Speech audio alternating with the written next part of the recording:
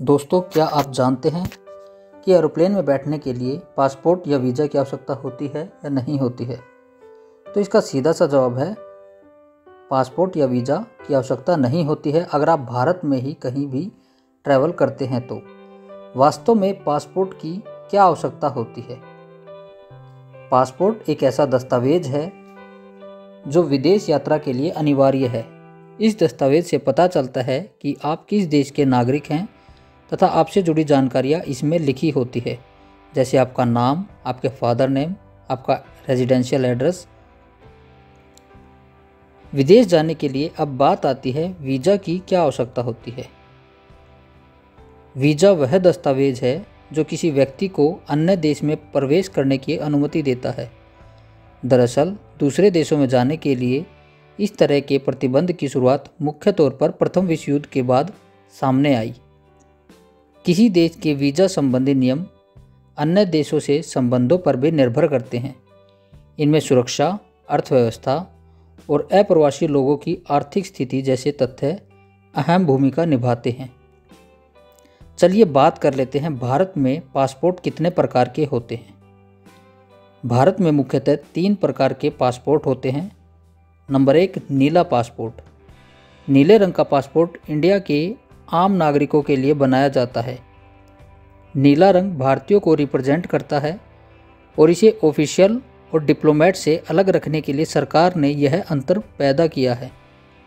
इससे कस्टम अधिकारियों या विदेश में पासपोर्ट चेक करने वालों को भी आइडेंटिफिकेशन में आसानी होती है।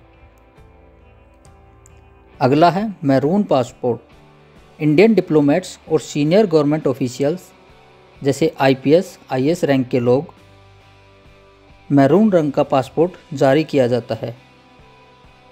इस हाई क्वालिटी पासपोर्ट के लिए अलग से एप्लीकेशन दी जाती हैं।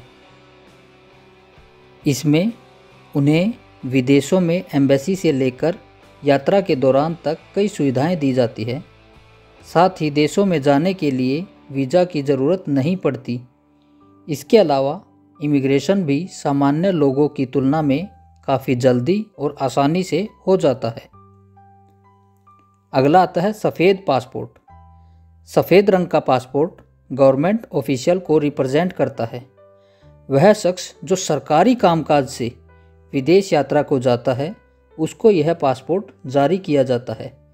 यह ऑफिशियल की आइडेंटिटी के लिए होता है।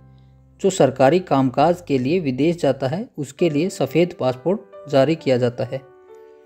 ऐसे ही वीज़ा की भी बहुत सी प्रकार होती हैं, जैसे टूरिस्ट वीज़ा, बिजनेस वीज़ा, रोज़गार वीज़ा, छात्र वीज़ा, पत्रकार वीज़ा, बिजनेस वीज़ा, चिकित्सा visa, marriage visa, immigrant visa, पर्वतारोहण वीज़ा, सेमिनार वीज़ा, अनुसंधान वीज़ा, परियोजना visa, transit visa, universal visa, partner visa, courtesy visa, pension visa इत्यादि।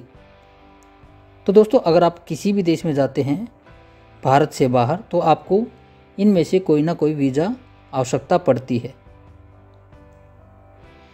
तो अब आप बेनिसंकोच एरोप्लेन में यात्रा कर सकते हैं। वीडियो अगर आपको पसंद आता है तो कमेंट शेयर ज़रूर कीजिएगा और चैनल को ज़रूर सब्सक्राइब कीजिएगा। Thank you friends.